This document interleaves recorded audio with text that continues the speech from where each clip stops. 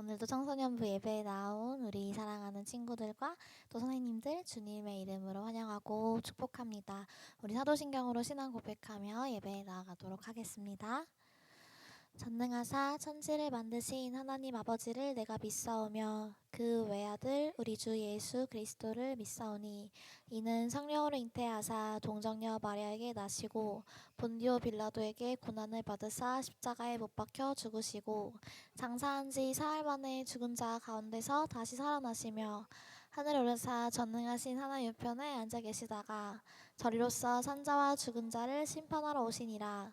성령을 믿사오며 거룩한 공예와 성도가 서로 교통하는 것과 죄를 사하여 주시는 것과 몸이 다시 사는 것과 영원히 사는 것을 믿사옵나이다. 아멘. 네, 오늘도 이렇게 만나 뵙게 돼서 아주 반갑습니다. 다들 이번 주가 시험 기간이었다고 들었어요. 우리 시험이 없었던 1학년 친구들은 조금 해맑은 표정인 것 같기도 한데 다들 시험 보고 오느라고 너무너무 고생 많았습니다.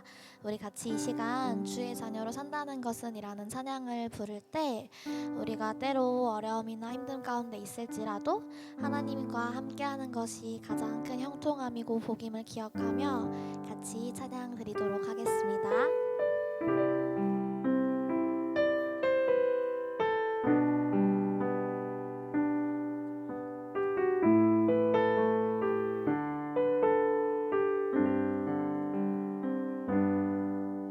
주의 자녀로 산다는 것은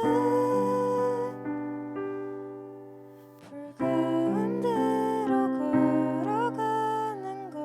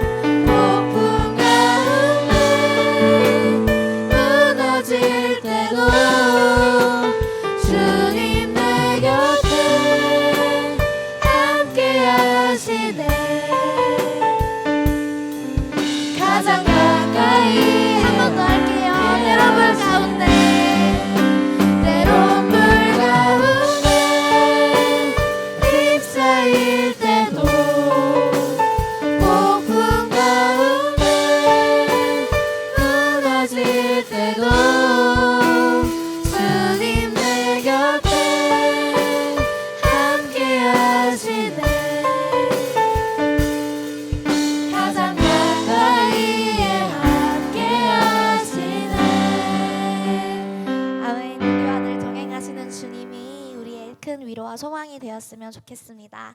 우리 이 시간 같이 찬양하실 때 우리의 가장 낮은 마음도 크게 기뻐하시는 주님께 감사의 박수 드리면서 멋있어 따라하면서 가능한 친구들 일어나서 같이 찬양하도록 하겠습니다.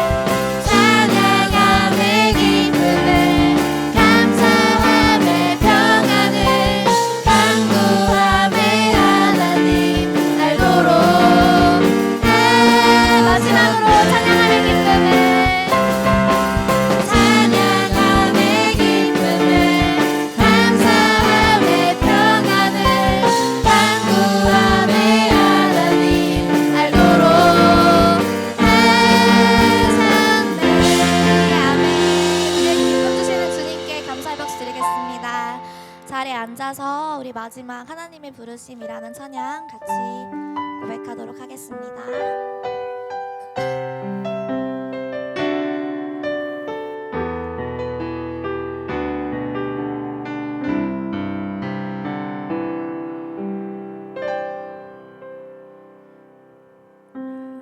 하나님의 부르심에는 후회하심이 없네. 내가 이 자리에 선 것도 주의 부르심이라.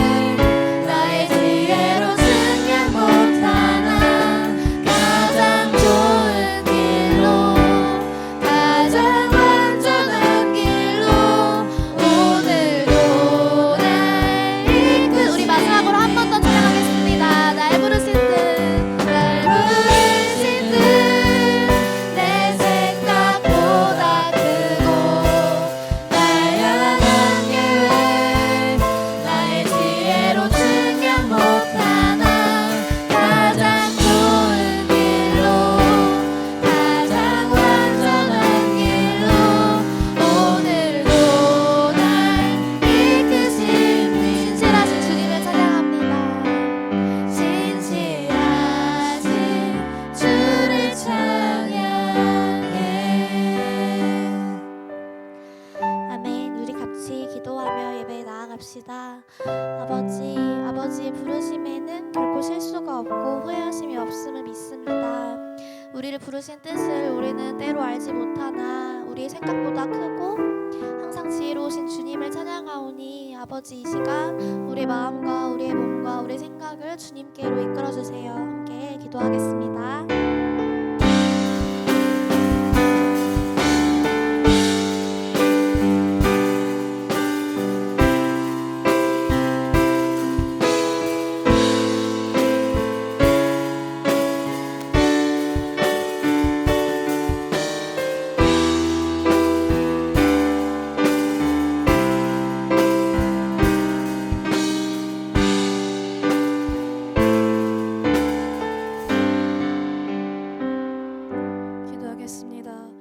아버지 감사합니다. 오늘도 청소년부 친구들이 이 자리에 나오게 해주심에 감사드립니다. 빠르게 지나가는 시간 속에서도 청소년부 친구들이 주님의 크신 영광과 은혜를 잊지 않으며 살아갈 수 있도록 인도해 주세요. 각자의 자리에서 많은 걱정과 근심들이 있다면 하나님 말씀 안에서 잘 회복되게 하심을 믿습니다. 교회에서만이 아닌 교회 밖에서도 주님의 뜻을 나누며 경험할 수 있도록 도와주세요. 하나님의 우리의 전부이심을 믿습니다. 이를 우리 청소년부 친구들이 기억하고 항상 주님을 바랄 수 있도록 도와주세요. 예수님의 이름으로 기도드립니다. 아멘.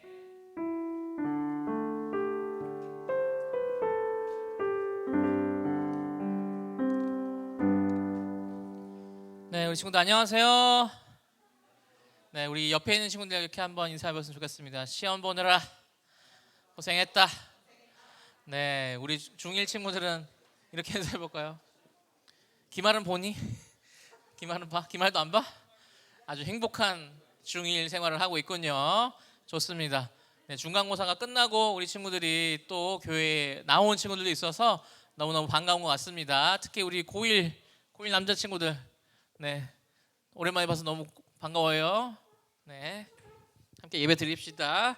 네, 오늘 말씀 함께 보도록 할게요. 오늘 말씀은 창세기 45장 1절로 8절 말씀입니다. 창세기 45장 1절로 8절 말씀, 성경책과 우리 앞에 있는 화면을 보시고 한 절씩 교독하고 마지막 절은 함께 읽도록 하겠습니다.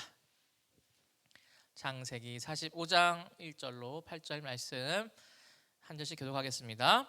요셉이 시종하는 자들 앞에서 그 정을 억제하지 못하여 소리질러 모든 사람을 자기에게서 물러가라 하고 그 형제들에게 자기를 알리니 그때에 그와 함께 한 다른 사람이 없었더라.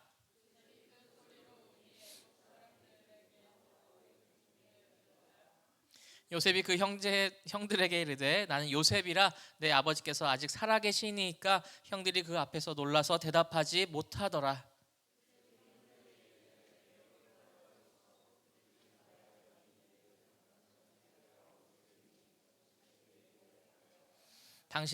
당신들이 나를 이곳에 팔았다고 해서 근심하지 마소서, 한탄하지 마소서.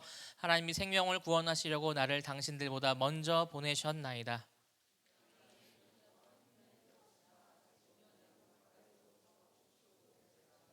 하나님이 큰 구원으로 당신들의 생명을 보존하고 당신들의 후손을 세상에 두시려고 나를 당신들보다 먼저 보내셨나니. 함께 읽습니다. 그런즉 나를 이리로 보낸 이는 당신들이 아니요 하나님이시라. 하나님이 나를 바로에게 아버지로 삼으시고 그 온 집의 주로 삼으시며 애굽 온 땅의 통치자로 삼으셨나이다. 아멘. 우리 함께 말씀 앞에 나갈 때 믿음의 고백으로 나아갑니다. 하나님은 나를 사랑하신다. 하나님 내 인생에 크고 비밀한 계획을 가지고 계신다. 하나님 오늘도 나와 동행하셔서 그 계획을 이루어 주신다. 아멘. 그렇게 될 줄로 믿습니다. 우리 친구들이 중간고사가 끝나고 너무 많이 놀았나 봐요.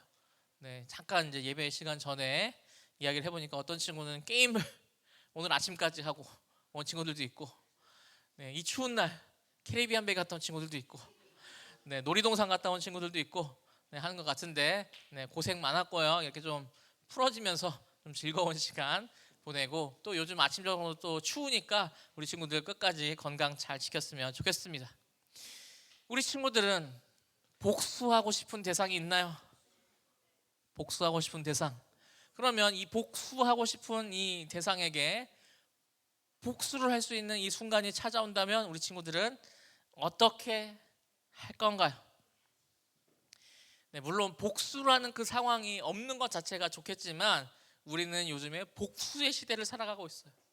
이 쇼폼이나 뉴스에 보면 왜 그렇게 나쁜 사람들이 많은지, 뭐 식당에서 갑질하는 사람들, 뭐 묻지마 폭행하는 사람들, 또 나는 성실히 살아가고 있는데 사기치는 사람들, 이런 일이 너무 많은 것 같아요. 그래서 이 드라마에서도 어떤 일들이 나오죠? 뭐 당하는 그런 모습들, 답답한 상황들 보여주면서 이 고구마 전개가 된다고 하고요. 그 고구마 전개를 시원하게 뻥 뚫어버린 것을 사이다 같이 이제 복수에 성공하는 것을 많이 보여줍니다. 우리 친구들 복수에도 트렌드가 있는 거 알아요? 네, 흔히들 이제 복수를 하면 어떻게 된다 그러죠? 허무해진다라고 합니다. 그것은 모든 인생의 초점이 복수에만 있었기 때문에 그 복수를 이루고 난 다음에 그 이후에는 그의 삶이 어떻게 될지 몰라서 허무해진다는 거예요. 그런데 그 허무함을 느끼지 않으려면 일상에서 이제 취미도 가지고 같이 복수할 준비도 하다가 기회가 오면 통쾌하게 복수하고 일상으로 돌아가서 즐겁게 살라고 하는 것이 요즘 트렌드라고 하더라고요. 다시 한 번 더, 우리 친구들은 복수하고 싶은 대상이 있나요? 그게 누구인가요? 부모님인가요? 친구인가요? 네. 어떻게 해야지 내가 갚아줄 수 있을지 고민하면서 지금도 칼을 갈고 있는 친구들이 있을 거예요. 그런데 아직 복수를 이행하지 않았다, 복수를 하지 않았다 하는 친구도 있다면 잘 했습니다. 오늘 말씀은 복수로 갚는 것보다 더 좋은 방법이 오늘 말씀에 있는데요. 우리는 이 복수를 해야 시원할 것 같은데 어떤 상황에서 우리는 어떻게 행동해야 될지 한번 살펴보도록 하겠습니다. 지난 시간 우리가 요셉에 대해서 이야기를 할 때에 요셉이 어떤 신분이었냐? 노예의 신분에서 또 누명을 써서 감옥에 간 상황이라고 했었어요. 그럼에도 불구하고 이 죄수인 요셉은 간수의 신임을 얻어서 감옥에 있는 모든 사람들을 관리하는 감독이 되었다고 말했습니다. 이것이 바로 무엇이냐? 하나님께서 함께 하시니 모든 일이 잘 되는 형통함을 누렸다고 했었어요. 오늘 말씀이 뭐냐면 이집트의 총리, 이집트의 파라오 바로 다음에 있는 2인자가 되어 있는 모습인데요. 어떻게 이 노예였던 요셉이 이집트의 2인자가 되었는지 한번 살짝 살펴보도록 하겠습니다. 하루는 요셉이 감옥에 있던 도중에 두 사람이 들어옵니다. 한 명은 파라오의 술을 맡은 관원장이 들어오고 한 명은 빵을 맡은 관원장이었어요. 먼저 이 술 맡은 관원장이 하루는 꿈을 꿨는데 포도나무가 있고 포도가 익어서 이 파라오에게 포도즙을 짜는 꿈을 꿨다고 했습니다. 그 꿈의 이야기를 들어보니까 이 3일 뒤에 이제 당신이 복직이 되어서 파라오 앞에 서게 될 것입니다 라고 요셉은 해석해 줬어요. 그 해석을 들은 옆에 있는 빵 굽는 관원장이 나도 이상한 꿈을 꿨는데 내 머리에 빵 세 덩이가 있는데 그 빵 덩이를 새들이 다 먹어버렸다. 이건 무슨 뜻이겠습니까? 했더니 당신은 3일 뒤에 처형을 당하게 될 것입니다 라고 말하게 되는 거예요. 이 요셉이 말한 대로 이루어지자 이 요셉은 이 술 맡은 관원장에게 그렇게 말을 일러줍니다. 당신이 이제 이 감옥에서 나가시거든 나를 꼭 기억하여 주세요. 이 말은 무슨 뜻이에요? 자기 좀 기억해서 이 감옥에 좀 꺼내달라는 그런 말이었습니다. 그런데 이 술 맡은 관원장이 감옥에 나가니까 요셉을 기억했을까요? 기억 못했을까요? 못했어요. 까먹어버렸어요. 어떤 시간 동안 2년이라는 시간이 지나게 됩니다. 2년이라는 시간이 지나고 이 이집트의 파라오가 이상한 꿈을 꿉니다. 이집트 안에서 그 해몽을 하는 모든 사람들을 불러도 이 꿈을 해석할 수가 없었던 거예요. 무슨 꿈이었느냐? 먼저는 아주 살찐 송아지 7마리가 있는데 갑자기 삐쩍 마른 소 7이 오더니 그 살찐 송아지들을 다 먹어버린 거예요. 또 다른 꿈은 7개의 아주 잘 익은 곡식단이 있었는데 아주 파리하고 말라 비틀어진 그 곡식 7개가 와서 그 살찌고 잘 익은 곡식 7개를 다 먹어버린 거예요. 이 꿈의 뜻이 무엇인지 몰라서 전전긍긍하고 있을 때 이 술 맡은 관원장이 자신의 꿈을 해석해 줬던 요셉을 기억하게 됩니다. 그러고 나서 이 바로의 꿈을 듣고서 해몽해 주었는데 그 뜻이 어떤 뜻이었느냐? 이집트에는 앞으로의 아주 풍족한 풍년이 있을 것입니다. 그런데 그 이후의 7년에는 그 앞에 있었던 풍년보다 더욱더 큰 기근이 있을 것입니다 라고 해석해 주었어요. 이 해석을 하고 나니까 와, 파라오가 요셉이 하나님과 함께 하시는구나, 정말 통쾌하게 해석하는구나, 그리고 이 모든 어려움들을 이겨낼 수 있고 이 어려움들을 관리할 수 있는 사람이 되겠구나 라는 생각이 들어서 바로 이집트의 노예이고 죄수였던 이 요셉을 애굽의 총리가 되게 한 것입니다. 우리 친구들, 이 꿈의 내용을 가지고서 한 방에 인생이 역전이 되어버렸어요. 이 한순간에 2인자가 되어서 이 나라를 통치하게 되어버린 거예요. 우리 친구들은 나중에 뭐가 되고 싶어요? 장래 희망이 뭐가 되고 싶어요? 그럼 내가 이 상상하는 그 자리에 가기까지 가장 빨리 도달할 수 있는 루트는 뭐라고 생각하세요? 자, 일단 중학생인 친구들은 중학교 졸업하고 고등학교 가서 고등학교 졸업하고 수능 잘 봐서 뭐 수시로 가거나 정시로 가거나 대학교 갔다가 대학교 4학년 갔다가 아니면 뭐 교환학생 한번 갔다가 유학 한번 갔다가 학위도 따고 뭐 공부 더 할 사람은 대학원 가고 석사 따고 박사 따고 그다음에 취업하고 가게 들어가고 해가지고 승진해서 사장이 되거나 회장이 되거나 하는 거겠죠. 우리 친구들 다 그렇게 인생의 루트를 따고 있는 거 아니에요? 잘 모르겠어요? 네, 우리 친구들이 생각했을 때 가장 내가 원하는 그 위치에 가게 될 때에 그 길을 한번 생각해 보라는 거예요. 자, 이 상황이 무슨 상황이냐? 당장 우리 친구들더러 나이 30살 될 때까지 미국에 가서 부통령이 되서야 하는 거와 똑같은 말입니다. 어떻게 이 루트를 거쳐야 내가 미국의 부통령이 될 수 있을까요? 영어를 일단 해야겠죠. 영어도 배워야겠죠. 그 다음에 국적도 옮겨야겠죠. 요즘에 트럼프 대통령이 이민자도 잘 안 받아주잖아요. 그런데 이제 미국 국적을 취득하려면 어떻게 해야 돼? 뭐 군입대를 하든지 아니면은 거기에 있는 미국인과 결혼을 하든지 해가지고 네, 국적을 따야겠죠. 그 다음에 또 부통령이 되려면 열심히 막 정치도 해야 되고 능력도 보여야 되고 한 다음에야 부통령이 될 수 있을까 말까 한 그런 상황인 겁니다. 그런데 하나님께서 사용하신 방법은 너무나도 놀라워요. 이집트의 2인자, 이집트의 총리가 되게 하는데 그 방법이 형한테 배신당해서 팔려가고 그 다음에 노예 신분으로 있다가 누명 씌워서 감옥 가는 그 상황이 바로 하나님께서 만드시는 상황이라는 겁니다. 이 요셉의 인생을 보면서 우리가 생각해야 되는 것은 우리가 상상하고 우리가 계획했던 것들이 착착착 이루어져야만 빠르게 진행되는 것이 아니라 내가 마치 망한 것 같고 내가 인생이 후퇴하는 것 같고 절망적인 것 같은 상황이라도 하나님께서 함께 하셔서 나의 삶을 형통하게 하신다면 대역전이 일어난다는 거예요. 그러니까 믿음이 있는 사람은 내가 뒤로 후퇴하는 것만 같은 상황에서도 좌절하지 말고 하나님께서 함께 하시고 하나님의 뜻을 이루실 거야 라는 마음을 가지고서 하루하루를 성실하게 살아가야 한다는 겁니다. 그래서 우리 친구들이 지금 오늘의 삶에 충실했으면 좋겠어요. 요셉은요, 노예로 팔려나가도 자신의 삶을 성실하게 살았습니다. 누명을 씌워서 감옥에 갔음에도 불구하고 그곳에서도 성실하게 살아갔어요. 그런데 요즘 우리의 이 시대는 너무 많이 포기하는 것만 같아요. OECD 국가 중에서 자살률이 가장 높은 나라 어디 나라? 우리나라. 출산율 가장 낮은 나라 어디 나라? 우리나라. 아주 인생의 하드 모드인 거예요. 왜냐? 실패하면 희망이 없어서, 소망이 없어서 살아갈 그 마음이 없기 때문에 스스로 자신의 인생을 그치게 되는 거죠. 그렇지만 믿음이 있는 사람은 어떻게 하는 사람이냐? 그 가운데서도 하나님께서 나를 향하신 뜻이 있다라는 것을 믿으면서 내가 처한 상황에서 성실하게 살아가야 한다는 것입니다. 이제 이집트의 총리가 되고 나서 약 9년의 시간이 지났어요. 7년 동안 풍년이 있었지만 이제 시작된 흉년 2년은 어떤 상황이었느냐? 앞으로 밭갈이도 하지 못할 만큼 아주 땅이 삐쩍 마르고 씨를 뿌려도 자라지 않는 그런 아주 황폐한 땅이 되어버렸어요. 이 황폐함이 어디까지 미쳤느냐? 이집트 나라를 넘어서 이제 요셉의 아버지인 야곱이 있는 이 가나안 땅에까지 미치게 됩니다. 그래서 그 주변에 있는 모든 나라와 족속들이 먹을 것이 없어서 이제 굶어 죽게 생긴 거예요. 그런데 보니까 이집트에는 곡식이 많더라, 이집트는 아직 먹을 것이 많더라 하면서 그 소문을 듣고 이제 야곱은 그의 아들들을 이제 이집트로 보내버리는 겁니다.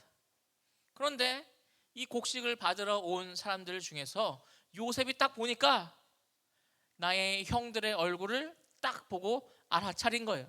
나를 노예로 팔았던 그 얼굴. 이제 요셉은 한 가지 행동을 하게 됩니다. 형들이 이제 이집트에 온 것은 곡식을 구하러 온 것이 아니라 이 나라에 첩자로 와서 이 나라의 약한 곳을 조사하고 이집트에 몰래 들어오려고 하는 것 아니냐고 트집을 잡는 거죠. 복수를 시작하는 거예요.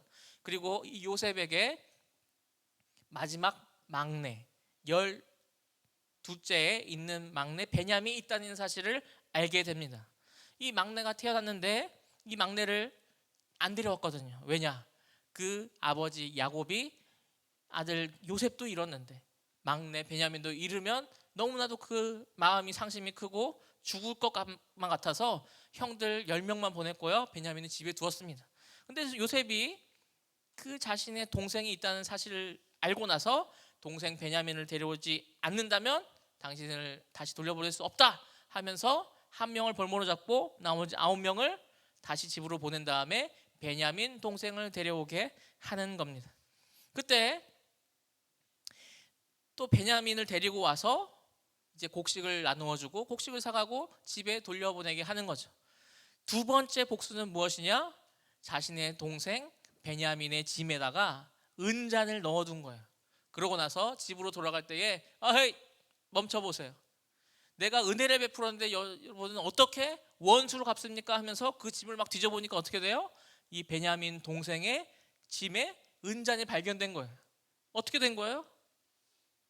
도둑놈이 된 거예요. 그러니까 이 베냐민을 볼모로 잡아두고 이제 베냐민이 나의 것을 훔쳤으니까 베냐민은 종이 되어야 된다라고 말하는 거죠. 그때에 누가 요셉 앞에서 변호하며 항변하는가? 유다라는 형이 요셉한테 말합니다.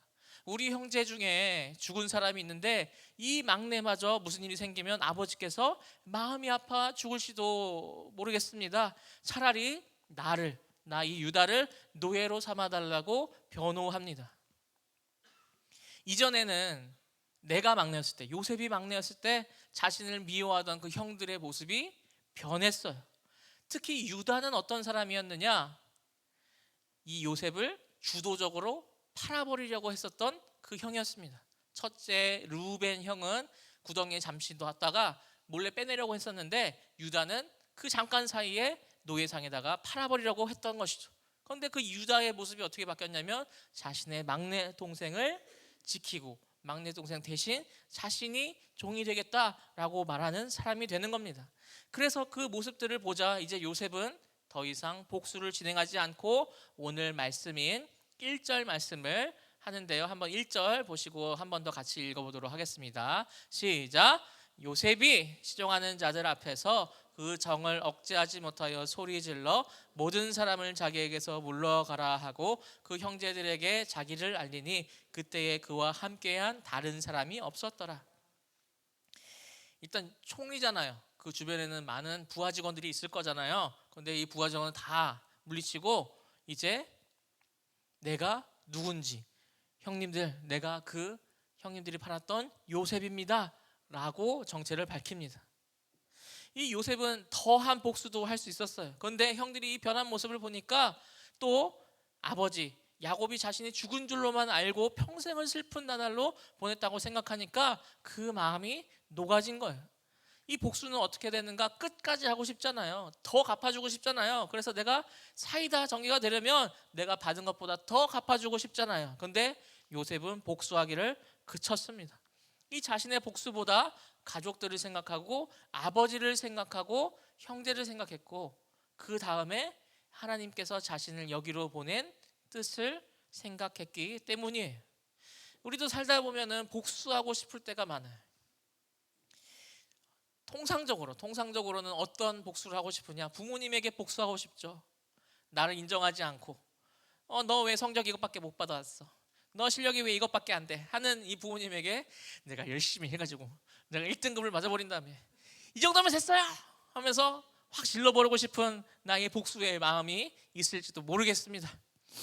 그런데 우리는 이 복수의 기회가 왔을 때에 그냥 억지로 참는 게 아니라 이 과정 속에서 하나님의 뜻이 있다는 것을 신뢰하는 사람이 되어야 돼요.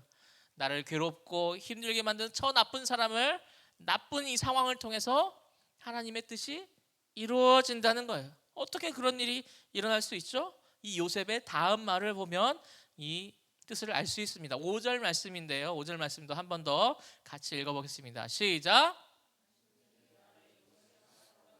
근심하지 마소서, 한탄하지 마소서. 하나님이 생명을 구원하시려고 나를 당신들보다 먼저 보내셨나이다. 아멘.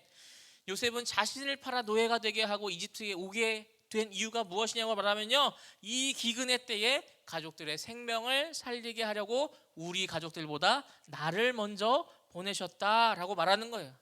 요셉도 처음엔 몰랐어요. 내가 왜 형들한테 배신당해서 팔려나가야 되는지, 왜 내가 누명을 당해서 감옥에 갇히게 되었는지 이해할 수 없었지만 이 모든 상황들을 하나하나 이 구슬 깨듯이 맞춰지다 보니까 그때에 가족들을 만나게 되고 생명을 구원하기 위해 하나님께서 나를 먼저 보내셨구나라는 것을 알게 되는 겁니다.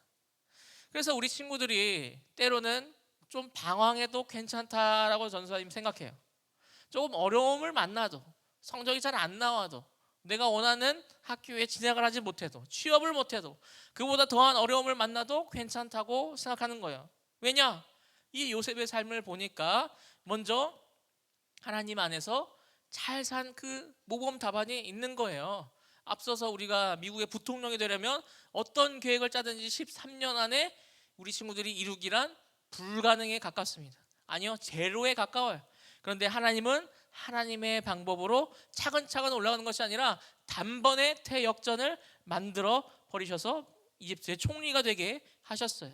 그리고 이 총리가 된 것은 그저 하나님을 잘 믿어서 요셉이 성공하는 모습으로 끝난 것이 아니라 하나님의 뜻이 있었다는 것을 알려주시는 겁니다.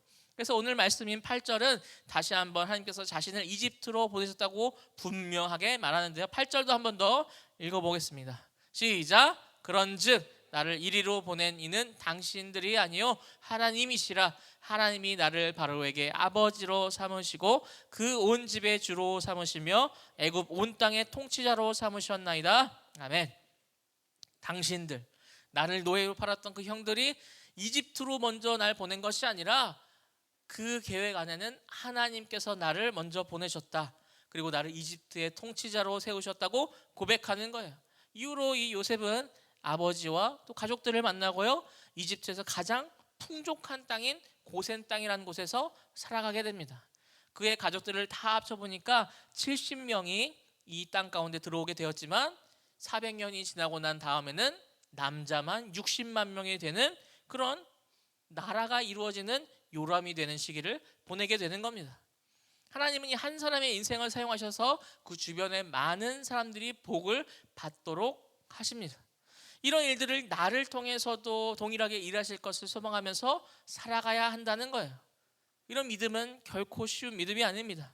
당장에 우리 친구들이 성적이 뚝 떨어진다고, 아니면 내가 믿고 옆에 있었던 친구가 날 배신하거나, 아니면 집안에 어려움이 생기거나 몸이 아프거나 하면 우리의 마음은 낙심하고 싶고 포기하고 싶은 마음이 먼저 들기 때문입니다. 그러면 우리는 이런 어려움 앞에서 어떻게 대처할 수 있을까요?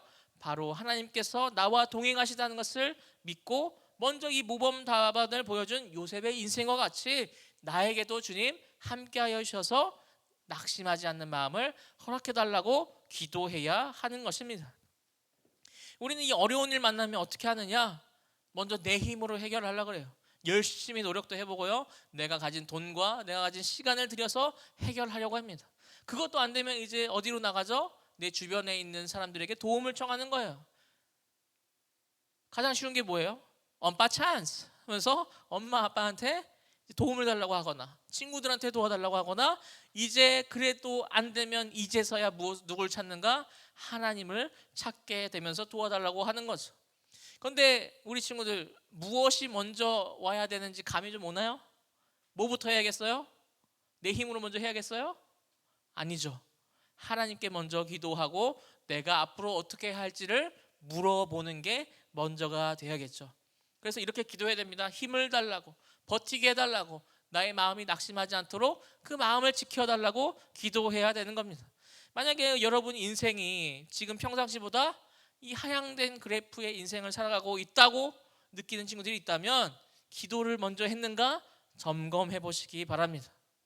당장 내가 이 상황은 바뀌지 않을지라도 요셉은 몇 년 동안 그렇게 어둠의 생활, 좌절의 생활을 지냈다고요? 13년입니다.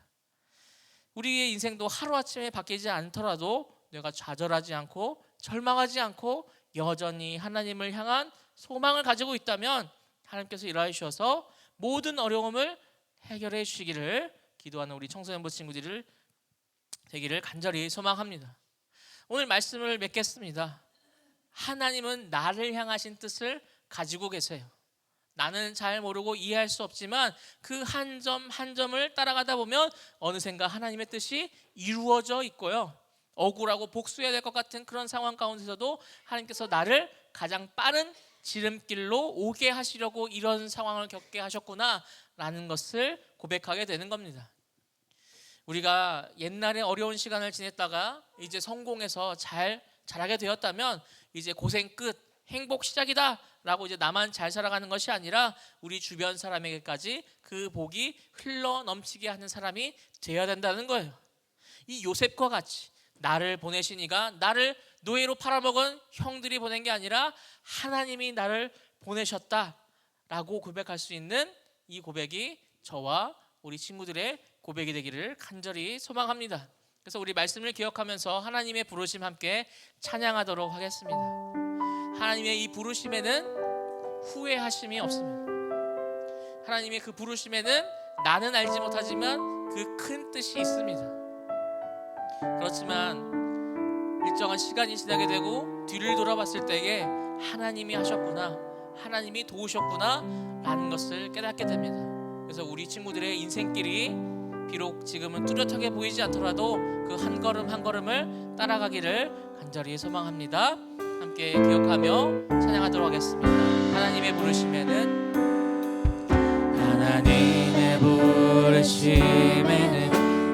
후회하심이 없네. 내가 이 자리에 선 것도 주의 부르심이라. 하나님의 부르심에는 결코 실수가 없네. 나를 부르신 하나님의 신실하심을 믿네. 작은 나를 부르신 뜻을, 작은 나를 부르신 뜻을 나는 알 수 없지만 오직 감사와 순종으로 주의 길을 가리라. 때론 내가 연약해져도 주님 날 도우시니 주의 놀라운 그 계획을 나는 믿으며 살리.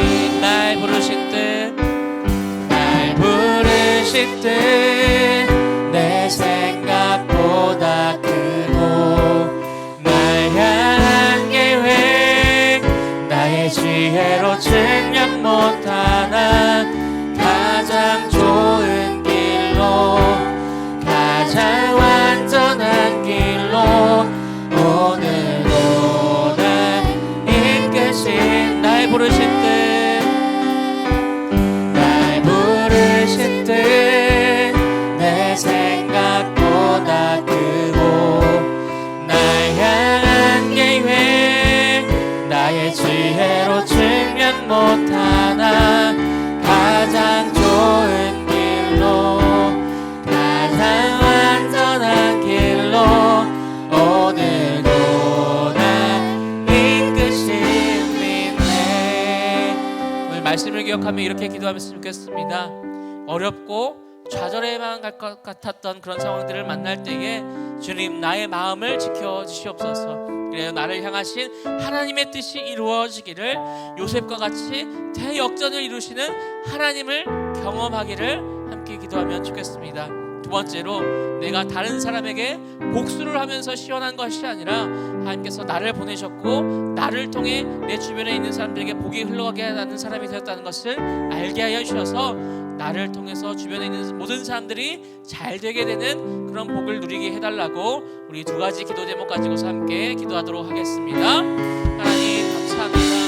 주님 나를 불러주시고 내가 좌절할 것 같은 상황 가운데서도 쓰러지고 낭망할 것 같은 그런 상황 가운데서도 나의 마음을 지켜주시니 감사합니다. 그래서 나를 향하신 그 하나님의 뜻이 이루어지게 하여 주옵시고 이 요셉의 삶을 보았을 때에 끝에 역전이 이루어지는 그 하나님을 경험케 하여 주옵소서. 때로는 나의 삶이 방황하는 것만 같고 뒤로 후퇴하는 것만 같고 망한 것만 같은 그런 상황 가운데서도 주님께서 새 힘을 허락하여 주셔서 주님과 동행케 하여 주옵시고 주님께서 이루시는 그 모든 계획들을 바라보게 하여 주옵소서. 그래서 내가 다른 사람들에게 복수하는 것으로 끝나는 것이 아니라 하나님께서 나를 보내시고 그 복에 대해서하는 것을 믿으며 나가는 자의 되기 원하오니 주께서 어떻게 하여 주옵소서. 모든 말씀 예수님의 이름으로 기도드립니다. 아멘. 이 시간 준비하신 언건 봉헌하도록 하겠습니다.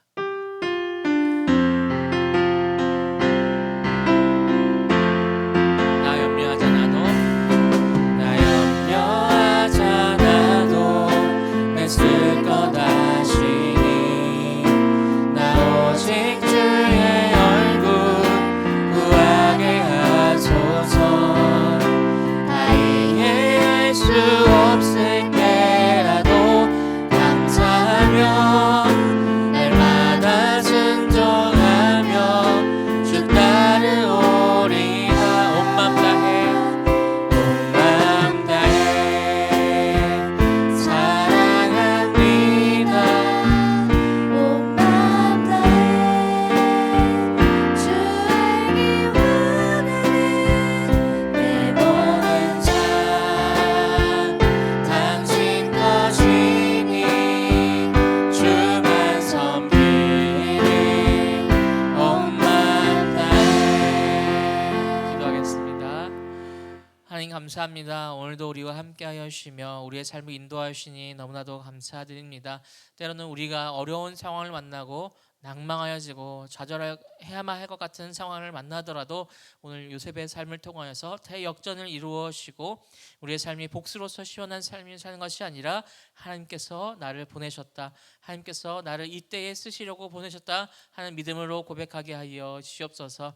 그리고 또한 우리가 드려지는 이 예물이 쓰여진 곳곳마다 예수님의 이름이 높아지고 전파되어지게 하여 주옵시며 우리가 드리는 이 물질로만 드리는 것이 아니라 우리의 몸과 시간과 또한 마음까지도 주님 앞에 아낌없이 드릴 수 있는 그런 헌신자 될 수 있도록 우리를 만들어 가시옵소서. 그렇게 하실 줄 믿사오며 살아계신 예수님의 이름으로 기도드립니다. 아멘. 다 함께 주기도문 하심으로 예배를 마치겠습니다. 하늘에 계신 우리 아버지여, 이름이 결계금을 받으시오며 나라의 마옵시며 뜻이 하늘에서 이루어진 것 같이 땅에서 이루어지이다. 오늘날 우리에게 이 양식을 주옵시고 우리가 우리에게 죄 지은 자를 사준 것 같이 우리 죄를 사하여 주옵시고 우리를 숨게 하지 마옵시고 다만 악에서 구하옵소서. 대개 나라와 권세와 영광이 아버지께 영원히 싸움나이다. 아멘.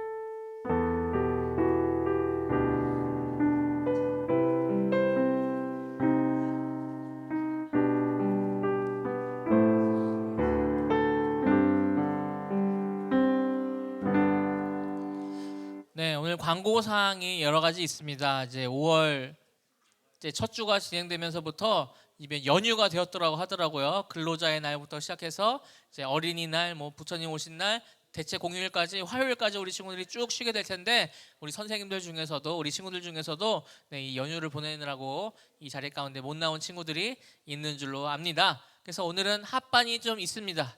자, 중학교 3학년 2반하고 3반은 우리 정훈쌤께서 인도해 주시겠고요. 그 다음에 고등학교 1학년 배정민 선생님, 고등학교 2학년은 송성은 선생님께서 합반해서 진행해 하도록 하겠습니다. 네, 그러면 부장 선생님 나오셔서 광고 진행해 주시겠습니다.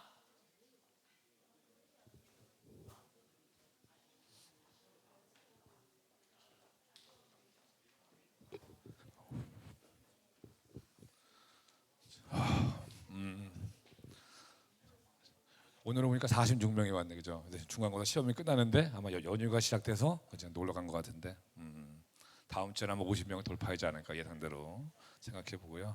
우리 다음 주 기도는 우리 항성준 쌤반 기도 다음 주에 준비해 주시면 될 것 같고요. 자, 그다음에 두 가지만 좀 말씀드릴게요. 그다음에 뭐가 있을까? 우리가 5월 25일 날 함께 드리는 예배를 준비하고 있어요. 그죠? 함께 드리는 예배, 그죠? 여기에 뭐 부모님도 있고 친구도 있고 삼촌도 있을 수 있고, 그다음에 데리고 오는 친구들은 저희가 선물 주려고 해요. 꼭 다음 주 한번 5월 25일 날 마지막 주거든요. 예. 부모님이나 아마 친구나 친구 데리면 너무 좋을 것 같아요. 근데 뭐 아마 선배도 후배도 있나요? 후배도 데리고 오면 너무 좋을 것 같은데, 그래서 아마 이 자리가 너무 꽉 찼으면 너무 좋을 것 같아요.